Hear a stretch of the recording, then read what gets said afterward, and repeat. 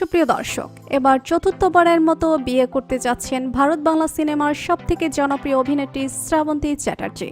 বিস্তারিত জানতে ভিডিওটি না টেনে শেষ পর্যন্ত দেখতে থাকুন। শ্রাবন্তী চ্যাটার্জি টলিপাড়ার অন্যতম একজন জনপ্রিয় নায়িকা।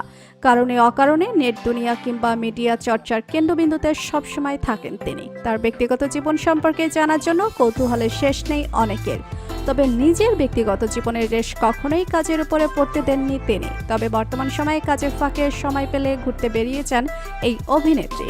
একান্তই সময় কাটান নিজের মানুষদের সাথে, যার ঝলক দেখা যায় সোশ্যাল মিডিয়াগুলোতে। প্রায় সময় সোশ্যাল মিডিয়াতে এইসব ছবি এবং ভিডিওর জন্য সমালোচনার শিকার হন তিনি।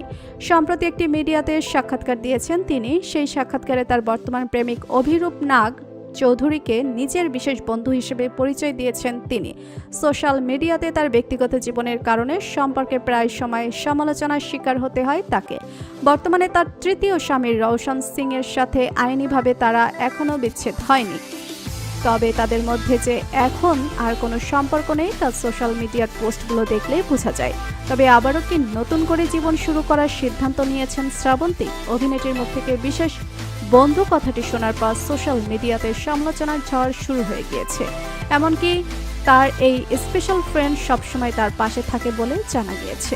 অভিরূপের 3টি ভালো দিকের কথা বলতে গিয়ে শ্রাবন্তী চট্টোপাধ্যায় বলেন, মানুষ হিসেবে তিনি অনেক ভালো।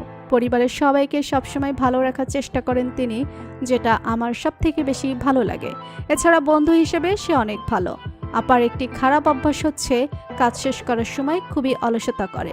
টলিপাড়ায় অভিরূপ নাগ চৌধুরীর সঙ্গে সম্পর্কের কথা চর্চিত হচ্ছে অনেকদিন ধরেই। বেশ কয়েকদিন আগেও মালদ্বীপে ঘুরতে গিয়েছিলেন এই অভিনেত্রী। তবে সেটা সোশ্যাল মিডিয়ার আড়ালে রেখেছেন তিনি।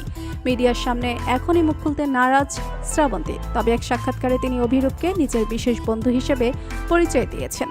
তো বন্ধুরা, ভারত বাংলা সিনেমার সবথেকে জনপ্রিয় অভিনেত্রী শ্রাবন্তী চ্যাটার্জিকে আপনার কেমন লাগে জানিয়ে দিন কমেন্ট করে। আর ভিডিওটি ভালো লেগে থাকলে একটি লাইক দিয়ে চ্যানেলটি সাবস্ক্রাইব করুন। ধন্যবাদ।